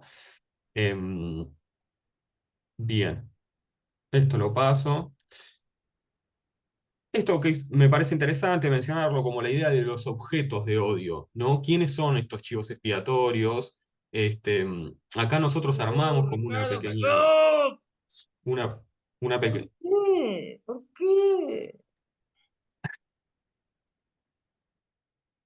Hay alguien quejándose, pero no sabemos, no sé quién. armamos como una pequeña definición, ¿no? Que son como objetos pegajosos, sujetos que por razones históricas, sociales y políticas se vuelven depositarios de ciertas emociones, sentimientos y afectos. En este caso hablamos de objetos de odio para referir a aquellos sujetos, individuales o colectivos, hacia los que el enunciado de las publicaciones dirigen su agresión. Se trata en una primera instancia de la mención explícita contenida en el enunciado, el señalamiento de la persona y o colectivo al que va dirigido el predicado agraviante.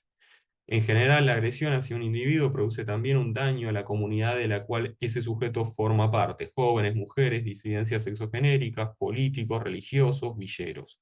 En nuestro rastreo hemos encontrado 120 objetos de odio susceptibles de ser reagrupados a partir de criterios sociológicos en una tipología más reducida, que es la siguiente, que es esta, ¿no? Primero que nada, funcionarios, exfuncionarios y candidatos a elecciones. En segunda instancia, identidades políticas. En tercera instancia estaban los sindicalistas y los sindicatos. En cuarto, los delincuentes. En quinto, los periodistas, como la gente más de la cultura. Después encontramos un ensañamiento particular con quienes utilizan el lenguaje inclusivo, y después con las personas que viven en las villas y influencers. Me detengo un segundo en esto, quienes utilizan lenguaje inclusivo. ¿Eso habla claramente? ¿Es la población más agraviada de la Argentina? Por supuesto que no. Lo que sí refleja como una fotografía de las plataformas en ese momento en el que hicimos el rastrillaje, ¿no? Que por algún hecho puntual, todo aquel que hablara lenguaje inclusivo era catalogado de forma muy, pero muy violenta. Bien, acá hay como una pequeña explicación. Después les pasamos todo esto si les sirve. Está colgado en nuestra web del Laboratorio de Estudios sobre Democracia y Autoritarismo. esto es a lo que me quería referir con la idea del scratch digital, ¿no? Eh, Espero que no lo hayan visto, pero estaba el caso de esta docente a quien se la acusó de haber profanado el templo a las víctimas del COVID, que estaba en Plaza de Mayo, eh, y lo que se produjo en plataformas digitales fue un hostigamiento recontra violento, donde se pusieron, se explicitaron muchos datos personales de ella, como la composición de su familia, la dirección de su casa, dónde trabajaba, su identidad política, etcétera, etcétera, etcétera, lo que la hizo ser trending topic, o sea, ser el tema del momento en plataformas digitales de esos días. em, y terminó teniendo consecuencias laborales este caso y muchos otros. Mucha gente, al ser así acusada, después no puede alquilar, no pierde su trabajo, no la toman en determinado puesto. Entonces, es bien complejo el problema que se produce. Y nuevamente, esto tiene que ver, sí, con un ataque que solo puede hacerse en el espacio público digital, ¿no? Que esa es una de las grandes novedades.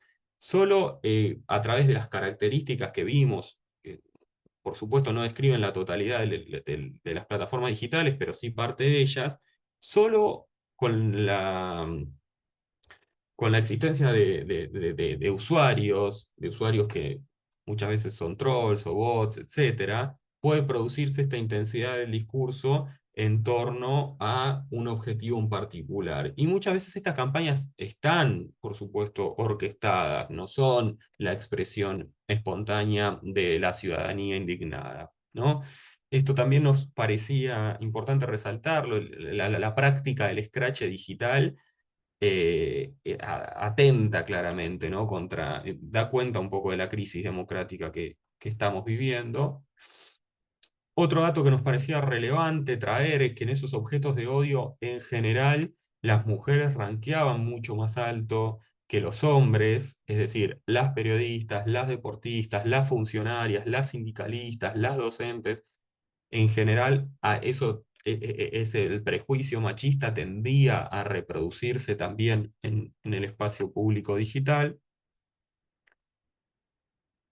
Y finalmente, para cerrar esta idea de las escenas de odio, ¿no? Que nos llamaba mucho la atención de cómo se producía la interacción en plataformas digitales, que eran lugares donde cuando nosotros estábamos buscando discursos de odio, si encontrábamos una de estas escenas, íbamos a encontrar una catarata de discursos de odio. Que conste, no todo lo que hay en plataformas digitales son discursos de odio. Hay un montón de cosas recontra copadas que nos han ayudado a resolver muchas cuestiones de la vida y a informarnos de cosas. Por eso no es fácil encontrarlo. Ahora, cuando uno da con una de estas escenas, el rastrillaje se volvía bastante sencillo, porque estaba lleno, ¿no? Y entonces,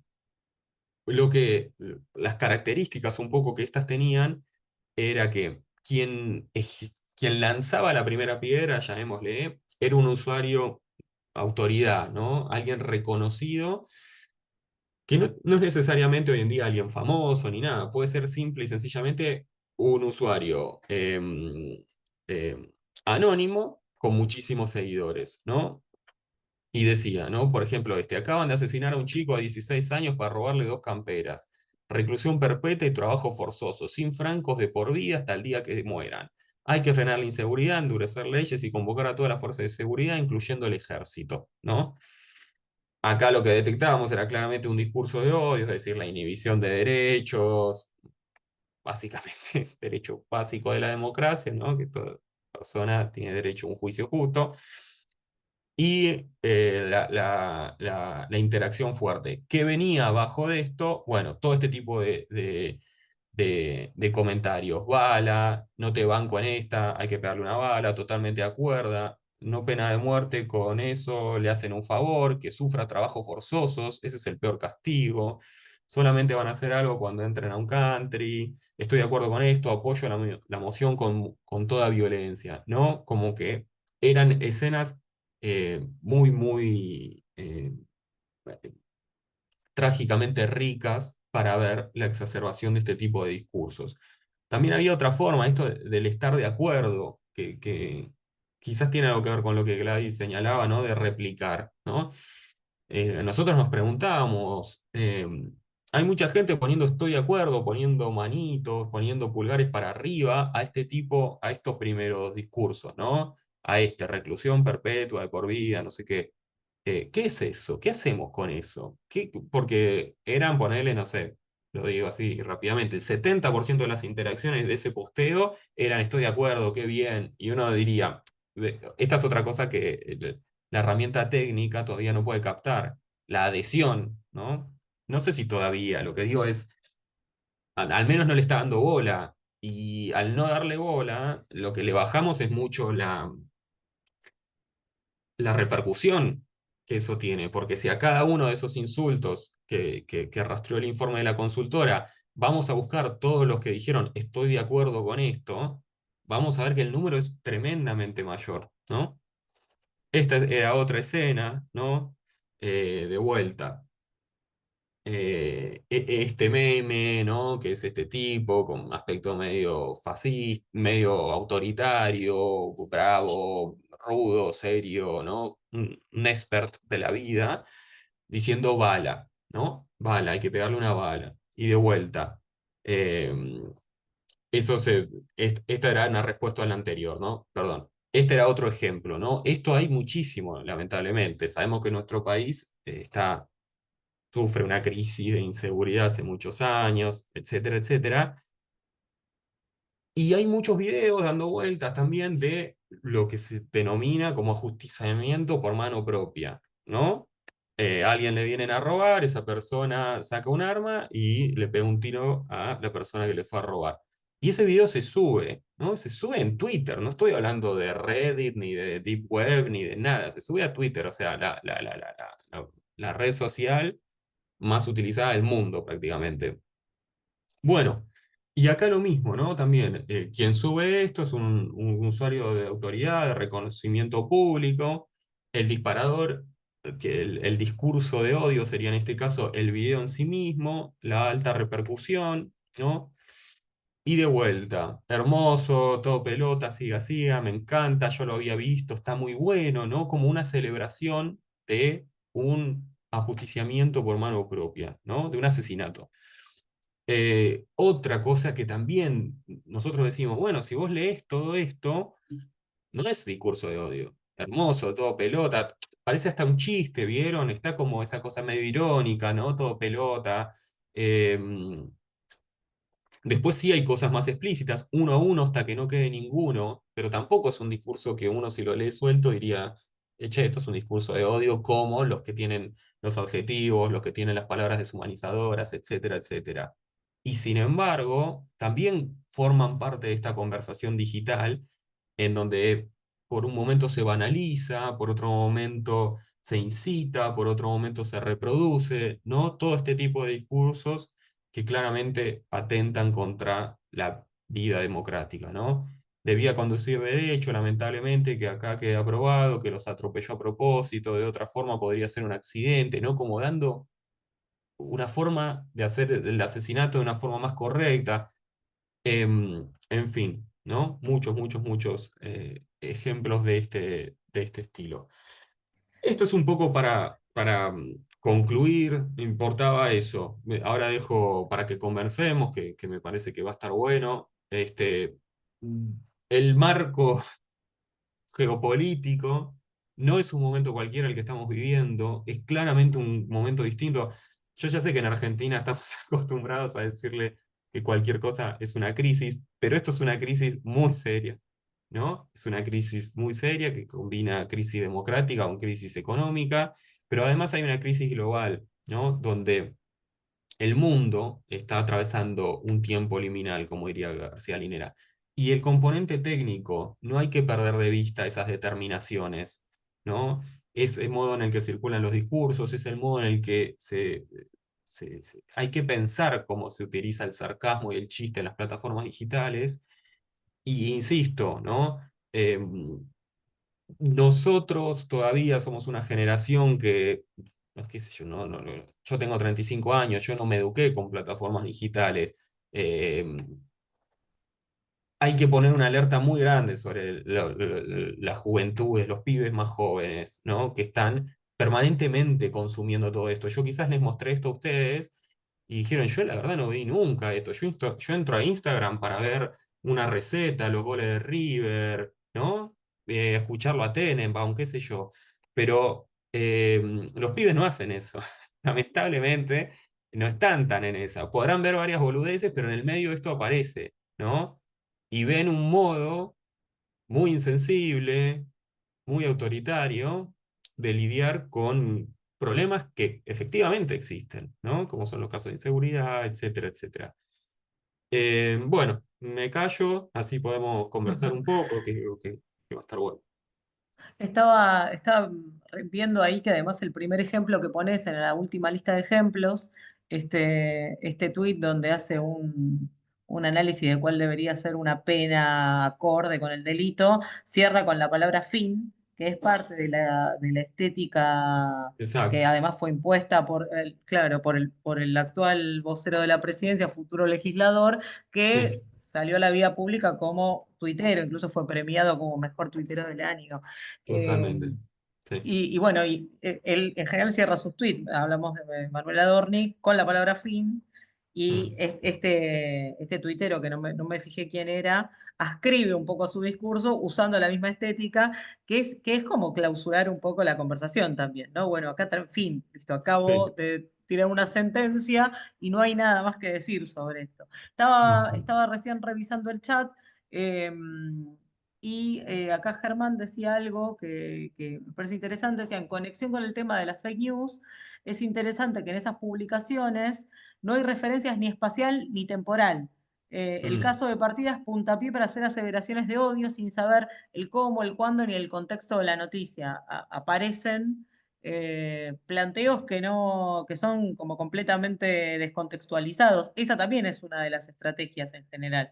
Se descontextualiza. Hablábamos en la última clase con los compañeros que dan el seminario de comunicación sindical, que hacían un análisis de cómo se tratan las noticias que refieren al mundo sindical, y una de las estrategias que siempre se plantean es no dar demasiado marco sobre cuál es el origen del conflicto, hace claro. cuánto tiempo que sucede eso, y incluso no darle la palabra a aquellos que están protestando, sino a las presuntas víctimas o damnificados de la medida de fuerza, no sé, los pasajeros cuando hay un paro de transporte, por ejemplo.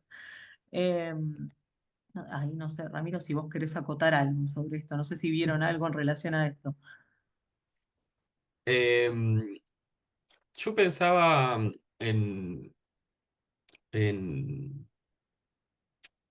que a ver, el, el último gran problema de las fake news es el problema de la inteligencia artificial.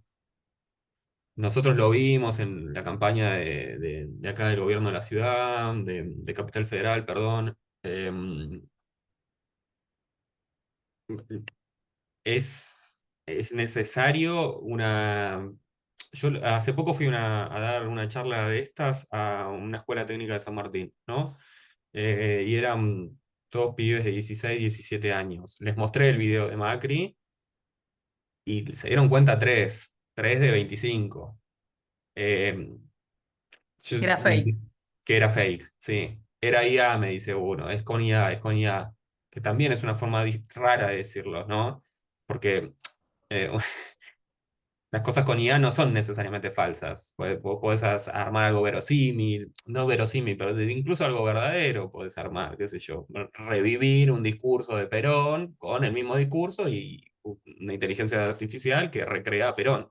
Eso no es falso.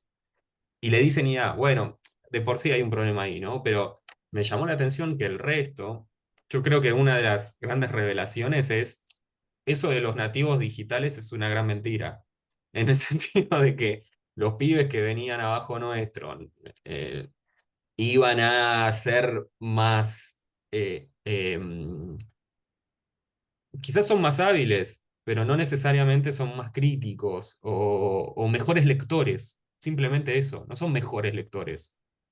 la verdad es que la generación que sabe leer más o menos bien y que puede distinguir, pero no porque seamos súper lúcidos, sino porque simplemente nosotros lo conocemos a Macri. Es difícil que haga algo así, ¿no? Sabemos que él actúa de otro modo, digo, que tenemos algunas herramientas como para discernir eso o que nos llame la atención. Más abajo, yo tengo la duda de que eso siga estando, ¿no? Entonces, y no quiero ser tan alarmista, pero hay una ruptura generacional importante entre nosotros y los que están un poco más abajo, bastante más abajo, gente, qué sé yo, estoy hablando de gente de 15 años. Eh, Creo como que con la fake news y eso hay que darle una vuelta ahí por el lado de la inteligencia artificial, de lo verosímil, porque cada vez se va a hacer mejor. Eso avanza, habrán visto.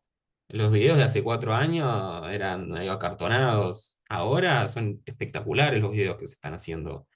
Y hay que estar atentos sobre eso porque ah, quienes están dispuestos claramente a empezar a utilizar todo eso, ya lo hemos visto, quiénes son. Entonces, habría que como ponerle un llamado de atención a eso. No son problemas de moda nada más, digo, a eso me refiero. Sí, acá se armó en el chat un debate donde Germán sugiere un libro que es La generación ansiosa, que habla Sí. sobre las juventudes y las redes, y Sofía decía que están como, que tienen pésimas herramientas simbólicas para procesar hasta la propia angustia, algo que no es potestad solo de la nueva generación, pero que están peor. Ujú, Hernán sostiene, claro, no es su responsabilidad, la verdad es que tampoco es que en ningún lugar te están explicando cómo leer las redes sociales, ¿no? No es que el hecho, como vos decías, tienen más habilidad, el hecho de entender rápidamente cómo o intuitivamente cómo funciona una aplicación no significa que tengan herramientas para decodificar un discurso, para entender una intencionalidad detrás de algo. ujú. Eh, Así que sí, en fin. Bueno, nosotros habíamos pensado, igual los invito a que sigan ahí escribiendo en el chat, yo me comprometo a leer todas las preguntas. Habíamos pensado, yo no las hice antes porque me parecía que estaba bueno que vos expusieras primero para preguntárnoslos un poco más en colectivo. Eh, Algunas cuestiones al respecto de, bueno, cómo respondemos a esto, que es un poco el segundo ejercicio que nosotros planteamos en el campus, que no tiene respuestas correctas porque la verdad es que lo estamos pensando. Era una invitación justamente a construir colectivamente una idea. Este curso además es parte de un proyecto a 2 años que invita a propagar los derechos digitales de los trabajadores y las trabajadoras de Argentina. Así que en uno de los capítulos de ese proyecto es el de fake news y discursos de odio y acceso, brecha digital y acceso a información Mm. veraz por parte de los trabajadores. Así que bueno, entre las tareas que nos dimos está el de esta formación. Y finalmente este capítulo del proyecto finaliza, por eso es que invitamos un poco a los participantes de este curso a darnos una mano con esto, en una campaña para tratar de desarmar los discursos de odio, sobre todo que tienen por objetivo las organizaciones de trabajadores y trabajadoras, llámense Mm. sindicales, organizaciones sociales o de nuevo tipo. Acá Sofía me pregunta si podés dejar un mail o algo. Pasale mi contacto después. Dale, claro, sí, cómo no. Eh, bueno, nada, y una de las preguntas que nos hacíamos, que no es menor, es cómo respondemos, si al Mm, odio se responde con más odio, si mm, se responde individual o colectivamente. mm, ¿Cuál es el lenguaje que hay que usar? Algunos hablaban de la efectividad del humor. Yo pensaba mm, si el humor, así como es efectivo para diseminar odio, no es también efectivo para la ridiculización de algunas cuestiones mm. y funciona mejor que la indignación. Te traslado la Sí. pregunta. Te Bueno, meto un bocadillo, disculpa, Ramiro, Sí, por pero favor. No, no, por favor. para cuando conteste ahora Ramiro, es como lo de la IA. El humor y la IA es lo mismo, o sea, vos podés tomarlo para fines productivos, pero si nos quitan el humor, estamos en el horno. ¿Eh? obvio. Em, Tiro algunas puntas. siempre hago lo mismo, como un paraguas general. Cuando empezamos a hablar,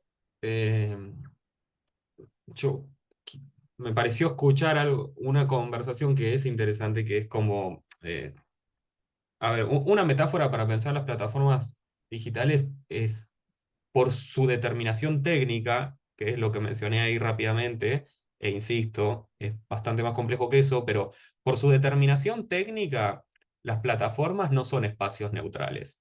Eso es como lo primero que hay como que tener en la cabeza, ¿no? No es que esto es una cancha, somos 11, del otro lado hay 11, hay un árbitro que más o menos es un tipo eh, sincero, que está bien pagado y el que entonces va a repartir justicia bien para los dos lados. Esta es una cancha plenamente inclinada. Es importante conocer el terreno en el que vamos a jugar para jugar, ¿no? Y sobre todo para no frustrarnos, porque todas nuestras iniciativas van a tener que recorrer un camino bastante más árido que las de nuestro contrincante, llamémosle, ¿no? De todas maneras, es lo mismo que en la política, ¿no? Siempre de alguna manera corremos de atrás. Pero acá es técnica, no es solo político, ¿no? Es técnica, corres de atrás porque como alguno bien mencionó al principio, la circulación de discursos de odio produce mucha más interacción que la circulación de un discurso racional sobre la importancia que tiene un sindicato para la vida democrática. ¿Se entiende? Entonces, eh, y que haya circulación, sí, que haya mucha interacción en la red, reditúa económicamente al dueño de la red. Eso es bastante sencillo de entender, ¿no? Entonces, el dueño de la red no va a decir, che, dejen de expresarse de este modo, porque básicamente la red vive de la interacción. Es una gran metáfora del capitalismo en un punto, ¿no? Vive de la extracción de valor en un punto. Si eso se corta la red. Entonces, moderará, como hacen en la Unión Europea, como está intentando hacer Brasil, que a mí me parece excelente, porque el único que puede intentar hacer eso son los estados. eh, pero es una discusión más grande la de la regulación, porque esto, si alguien siguió los juicios que le hicieron a Zuckerberg, por ejemplo, Zuckerberg en un momento dice, lo siento muchísimo, no sabía que estábamos haciendo todo esto mal, regúlennos. Y es como, regúlennos a ver si pueden.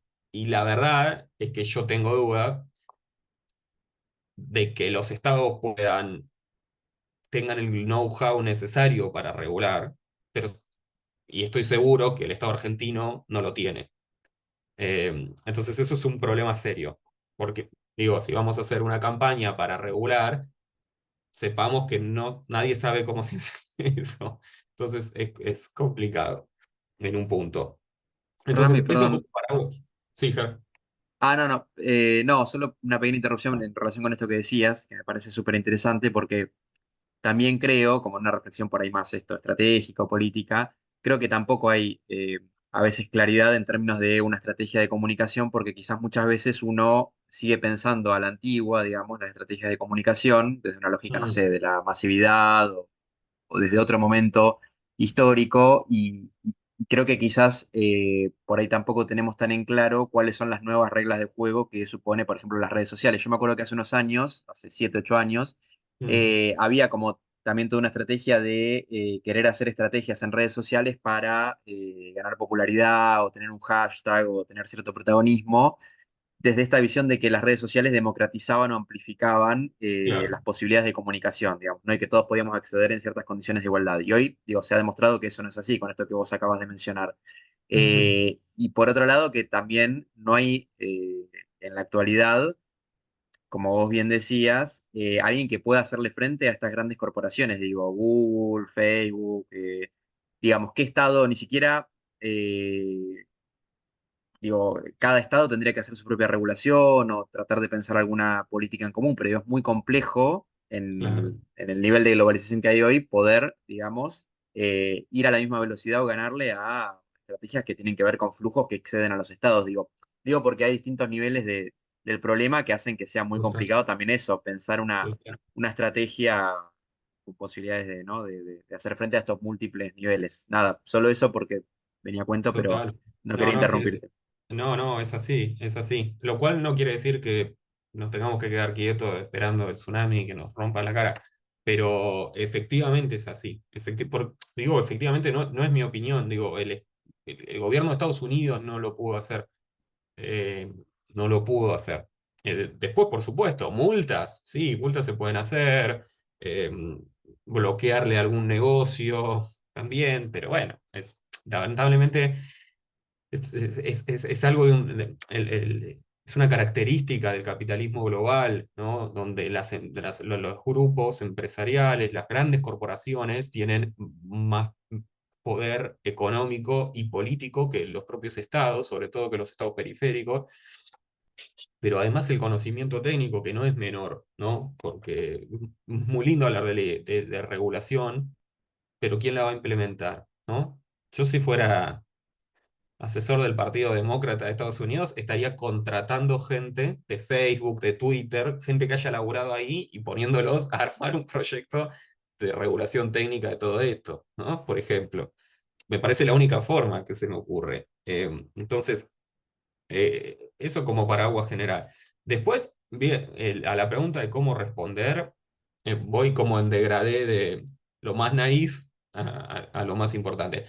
Hay una forma técnica de responder que, o sea, para el que no la conoce, está bueno cuando se topa con algún comentario que quizás cumple con estas características de los discursos de odio que mencioné, o al menos yo tomaría esos, que se puede bloquear, denunciar los comentarios, ¿no? En algún momento, cuando las plataformas estaban un poco más alineadas con la democracia, estoy hablando de Estados Unidos, todo esto, o sea, antes del primer gobierno de Donald Trump, las plataformas trataban de aparentar un poco de responsabilidad civil, ¿no? Y entonces, si había muchas denuncias sobre un comentario, bueno, bajaban, bloqueaban la cuenta, etcétera, etcétera. Es algo muy naif, pero que es importante saberlo, eso existe, ¿no? Hay un botoncito que tiene 3 puntitos, en todas las plataformas existe denunciar el comentario, como que la plataforma te da esa opción. Después, en lo que es, hay que pensar en un nivel de pedagogía, que es lo que les decía antes. Yo ahí como se me escapa cuál sería el rol de ustedes como central, pero efectivamente hay que pensar en un tipo de pedagogía, de conocer un poco más en profundidad algunos rasgos de las plataformas digitales, de quienes los conocen, dárselos a conocer quizás a los miembros de los sindicatos más jóvenes. Eso es un dato real. Si ustedes tienen gente de 18 años, 19 años, 20 años, yo diría de 25 para abajo, no crean que se las saben todas en este sentido. Y quizás con ese segmento yo haría como una campaña más específica de pedagógica, técnica y política, ¿no? De pensar en esos. Si ustedes van a pensar en una campaña de comunicación, esa campaña de comunicación tiene que saber a quién le va a hablar. No se le puede hablar a la Argentina en general, ¿no? Y además hay gente que ya digo, hay un montón que no tenemos dudas de la importancia de los sindicatos, o sea, no es que nos tienen que venir a explicar esto. Después, bueno, habrá sindicatos que funcionan mejor, que representan mejor, que son más combativos, pero el principio, que es un principio democrático, no necesitamos que nos lo vuelvan a explicar. Y hay que ser como inteligentes en esto. Todo sale mucha guita. Entonces, hay que tirar la bala lo mejor posible, ¿no? En ese sentido, o sea, mi aporte sería pensar en las generaciones más jóvenes, un 30 años para abajo, ponele, hablar con esos, la campaña dirigida a esos, incluso en términos democráticos. Aparte de esa generación, sí hay que volverle a explicar la importancia que tienen los sindicatos para la vida democrática. Y hay que volvérselo a explicar. Y bueno, hay que volvérselo a explicar. Entonces, bueno, yo pensaría en teledirigir la campaña en ese sentido, ¿no? Una campaña que fuera como alfabetización digital, pero en términos más políticos, y otra campaña que podría volver a plantear los principios básicos de la importancia de un sindicato para la vida democrática, pero para ese sector. Yo ya no le hablaría más a la gente que tiene 35 para arriba. Eso ya está, ya tomaron su decisión, y si odian a los sindicatos los odian, y si no, no, y mucho no van a cambiar. Pero políticamente, hoy la urgencia política está en esos segmentos. Y no sé si lo saben, pero estamos perdiendo por afano con esos grupos. Y esto está comprobado. O sea, son los que más tienden a adherir a ideologías antidemocráticos, los que más votaron a Milei, los que son el núcleo duro, los que no se terminan de doblar, los que siguen creyendo que este gobierno va a salir bien, los que hicieron la apuesta más grosa son los más jóvenes. ¿Todos los jóvenes son así? Por supuesto que no. Está lleno de pibes y pibas que son lo más y que son súper inteligentes y que eh, están con nosotros, pero mayormente no. Entonces esa la estamos perdiendo, y ahí sonamos, porque esos pibes van a crecer después y van a terminar siendo ese núcleo duro que es difícil volverle a explicar la importancia de un sindicato o el peligro de ambular en plataformas digitales de una forma muy inocente. Ramiro, perdón, me cuelgo de algo que está planteando Sofía en el chat, que dice que nadie aprendió a hablar distinto, porque Hernán sostenía de esto de que, bueno, desde el progresismo no se pensó en disputar la red, no, en tener hackers propios a disposición, etcétera, y se descuidó toda esta batalla. Pensaba si esto de la pedagogía no tiene que estar disfrazado de otra cosa, porque esta idea de explicar, de yo te voy a mm, explicar, en general suele desalentar un poco la conversación, o al menos es algo de la experiencia comunicacional que se vivió hacia la campaña de 2015, donde gana Macri. Había una tendencia a la explicación más que a la escucha, y ahí algo se empezó a perder. Y me pregunto cómo explicamos sin parecer que estamos explicando. O si no, Puedo hacer un... sí. quizás hay un sub 30 que es permeable a la explicación y que no tiene problema, que está más acostumbrado al tutorial y que no se siente menospreciado de alguna manera por alguien que está queriendo explicarle. No sé, me lo pregunto. ¿Puedo es- hacer un fisky? Sí, claro. No, que me parece también que hay una cuestión vinculada con que no se trata, tampoco es una cuestión moral, digo las cosas medio desordenadas porque son cosas que uno piensa, viste, en general, que tiene que ver con esto de a quién uno se, porque está el sesgo negativo y está la identificación de clase a quién uno se quiere parecer. Aquel episodio que siempre rescatamos de Todos Somos Vicentín, que no era muy distinto que un chabón que va con un arma y saca un bolso de miles de millones de dólares y se va corriendo. A ese hay que meterle bala y posiblemente matar a toda su familia, es morocho, pero a los Nardelli no, digamos, a los dueños de Vicentín. Entonces, me parece que el tema ni siquiera es moral, no es si roba o no roba, si es corrupto o no es corrupto. El tema es quién es corrupto y para qué. O sea, porque instalar la perspectiva del sindicalismo hasta que no haya un sindicalismo que sea, ¿cómo decirlo?, masticable para las nuevas generaciones, lo voy a decir de manera brutal, ¿no? Nadie quiere ser un gordo con un bombo en una marcha que defiende derecho y se sienta en un sillón. Que esa es la perspectiva que tienen los pibes, ¿me entendés? Pero si me decís que soy un galperín que va de impuestos y estoy en Uruguay y tengo una lancha, y bueno, si robo, robo, qué sé yo, no está tan mal después. Me parece que una parte de las disputas es ese que tiene que ver con los grandes déficits de las organizaciones populares en poder transmitir, no solo por errores comunicacionales en términos de estrategia, sino porque esos errores son efectos de las dificultades políticas para la inclusión de personas vinculadas a los lugares de trabajo de base, personalismo, verticalismo, falta de democracia interna, que hace que no hayamos podido transmitir cuáles son las perspectivas o las visiones más heroicas, las experiencias más lindas, dentro de lindas entre comillas, ¿no? O sea, historias de redención dentro del sindicalismo.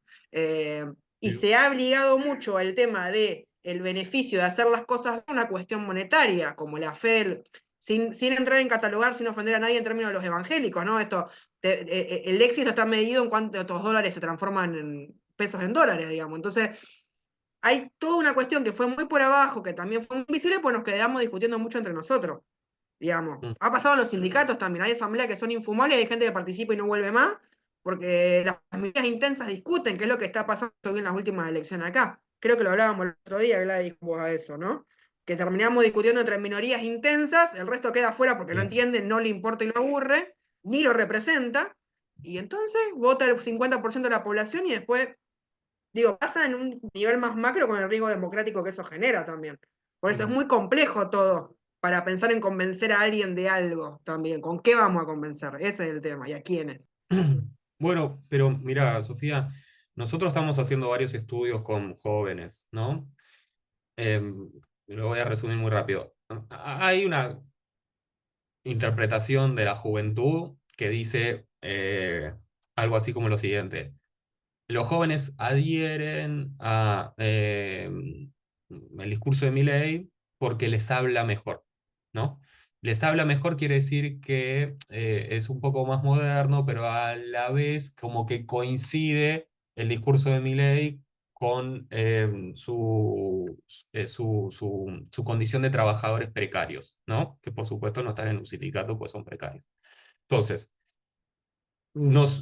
y que entonces las demandas de esos jóvenes tenderían a encontrarse mejor representadas por este discurso de el individualismo, la meritocracia, etcétera, etcétera, etcétera. Bueno, puede que una porción de eso haya. Ahora, en los estudios que nosotros venimos haciendo, todos los pibes dicen que no dicen quiero un sindicato, ni quiero un trabajo en relación de dependencia. No dice esas dos cosas, pero sí dicen que quieren estabilidad, que quieren vacaciones, que quieren horarios fijos y que no los vuelvan locos después de horario. Y son todas las características del trabajo formal. Nadie dice, quiero trabajar 14 horas, quiero subirme a una bicicleta toda la noche para hacer más puntos, quiero correr para entregar los pedidos a tiempo, ¿no? No, quieren hacer la mayor cantidad de guita posible en el menor tiempo posible y ahí entra el tema de la financiarización de la vida también. Y el Bueno, emprendedurismo más, por Eso fuera te de la iba a lógica de clase. preguntar. Eso, más, ellos quieren realmente pertenecer a tener, o sea, quieren realmente tener un trabajo en el cual cumplir un horario y tener los la beneficios de palabra, trabajar, porque yo entiendo que hay una gran parte de esa población joven que lo que quieren es trabajar lo menos posible, tener plata y poder mostrar la plata que tienen. ahora, la palabra que aparece es la estabilidad. Mm. La estabilidad históricamente la ha brindado el trabajo formal, en gran medida garantizado por los sindicatos, ¿no? Por el trabajo de los sindicatos. Esa elipsis es difícil. El pibe no se va a sentir representado por no va a desear sindicalismo, por supuesto. Ahora, yo sí trabajaría de forma inteligente con los jóvenes que estén afiliados con un trabajo muy intensivo con ellos, de pedagogía, seguramente, yo me imagino que algo así existirá, pero si no existe, hay que volverles a explicar un poco los principios más básicos. No todos los pibes quieren invertir en cripto, llenarse de guita y saltearse la universidad. Eso es mentira. Y es mentira en el sentido de que por algo la universidad fue tan defendida y sigue siendo un bastión de los pocos que quedan más o menos de pie que produce cierto consenso y legitimidad, porque son los pibes mismos, quizás con una intensidad política mucho más baja que la que teníamos nosotros, con otras prácticas, pero sí siguen creyendo que es un mecanismo de movilidad social. ¿No? Entonces, bueno, ahí tenés toda una juventud que apuesta a eso y que puede encontrar una contradicción entre un proyecto que viene a privatizar la universidad de máxima y su vida personal en la que no van a poder pagar una universidad y que van a necesitar y que creen que eso les va a poder conseguir mejores trabajos. Porque eso Sí. sigue siendo más o menos así. Los salarios más altos son los de la gente que estudió en universidad. eh, no hay tanta magia ahí, ¿no? Perdón, Lucas decía, tampoco conocen esos trabajos de estabilidad, porque Eso es según hizo el cierto. Los trabajo pibes de entre los 18 jóvenes. años no Sí, conocen esos trabajos. claro. Eso es cierto. Por eso Ustedes la mismo. población más precarizada, más del 40%. Hernán Pero levantó la mano, claro, ahí, por ahí es la última porque ya son las 7 y lo tenemos que liberar a Ramiro. Hernán, todo tuyo. no se escucha, Hernán. Estás muteado. Pifié. Ahí está. ¿Se escucha? Ahí está. Sí. Sí, Que no, es difícil sintetizar y la verdad que no quiero, digamos, hacer contrapunto con Ramiro, pero hablando con estos pibes, el manejo de su propio horario, el no tener patrón, el emprendurismo, bueno, ser emprendedores, que es lo que se le está machacando, la meritocracia, son cosas que hacen, digamos, su laburo. Entonces, eso, más. Y yo quería hacer hincapié en la autocrítica. ¿Por qué digo yo la autocrítica? Porque en realidad hay muchos, no solamente gobiernos, sino dispositivos de la democracia o los mismos partidos políticos que se pusieron en jaque en el 2001, no han dado respuestas a la gente, no le han dado la respuesta al que necesita. Y hablemos del puntero político y hablemos de los sindicatos, que obviamente cuando hablan de los sindicatos siempre ponen el foco en los sindicatos corruptos o lo que hacen 50 años que están en el poder, y nosotros nos salimos, los otros sindicatos nos salimos en las noticias porque no garpa eso. O sea, los pibes no se sindicalizan porque la herramienta de transformación para ellos no es más el sindicato ni la clase obrera. Y bueno, y yo no quiero profundizar mucho más, pero me parece que cuando hablamos de cómo transformar esto, por ahí lo que tenemos que transformar es lo que estamos haciendo nosotros o lo que vamos a hacer nosotros, lo que hacen los demás y el propio enemigo, ni hablar, no lo vamos a transformar, lo vamos a tener que combatir, lo vamos a tener que disputar, pero conformemos por lo menos a la tropa propia y convenzamos a la tropa propia. Y lo último, como apostilla, la universidad. Y yo no sé, viste, cuando el general dijo que estaba contento porque se llenaba de obreros la universidad, hoy pongo mucho en duda el porcentaje de que la defiende sea gente con conciencia de clase. Y doy un ejemplo que por ahí no es absoluto, por supuesto, es tendencioso de mi parte. Hay residentes médicos que están pidiendo a gritos ser organizados y se acercan a ciertos sindicatos como el mío, y ellos te dicen, a este gobierno lo voté y lo voy a volver a votar, y los están matando. Y sin embargo, no se entiende cómo ellos por un lado reclaman lo que les corresponde y que me parece perfecto, pero el que los está destruyendo te manifiestan en una asamblea que los van a volver a votar.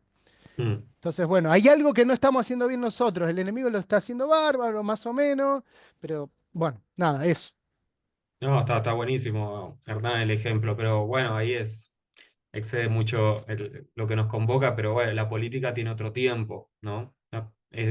Por eso yo no deja, a ese, por ejemplo, no lo soltaría, porque tiene una contradicción. Ese trabajador, tiene una contradicción en sí mismo. Lo voy a volver a votar, pero me está haciendo mierda. En esa contradicción se puede laburar. Todavía se puede laburar y es un laburo a largo plazo que quizás nos terminen volviéndolo a votar, pero en algún momento esa contradicción puede jugar a nuestro favor. Todavía ahí hay terreno. Eso es lo que estoy tratando de decir con los pibes más jóvenes también. Yo creo que tenemos que creer que hay un terreno para hacer ahí, ¿no? Que hay un espacio para combatir, ganar. Yo no sé si podemos copar la conversación digital. No es que no lo sé que no lo podemos hacer, ¿no? Por eso no creo que haya que responderle a los negacionistas de la dictadura, ni a los homofóbicos, ni a los antisemitas, ni no sé por qué meterse a discutir ahí si además sabemos que la lógica es que hablen de eso. No importa que discutas eso. Nadie está discutiendo racionalmente ahí.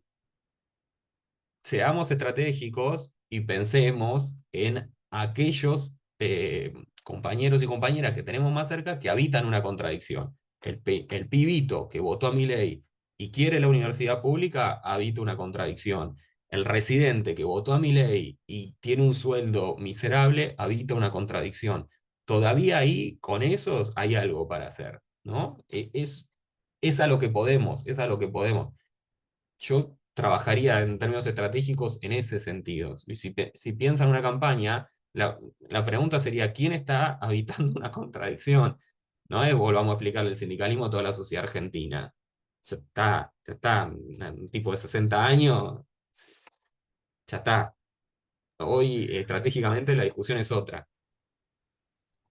Perfecto, Ramiro. Bueno, te liberamos, ya son 19:07 y damos por concluido el encuentro de hoy, que es el segundo. Nos quedamos, decía, hasta el 18. Las actividades van a seguir vigentes para que las puedan completar y el campus va a seguir abierto por varios meses más para que puedan descargar la bibliografía que quieran, consultar los materiales. Vamos a subir el PDF que usamos hoy también. Y este encuentro, más o menos para el lunes ya está, pero aviso también por mensaje cuando esté disponible para que lo puedan recrear o para que puedan acceder los que no hayan podido. Ramiro, gracias por todo. Gracias a todos Muchísimas por gracias por la participar. invitación, Gladys, y Por un favor. abrazo enorme para todos y todas. Gracias, muy interesante, ¿eh? Gracias, Sofía, un abrazo. Chau, chau. Gracias a Un todos. abrazo a todos. Gracias, abrazos.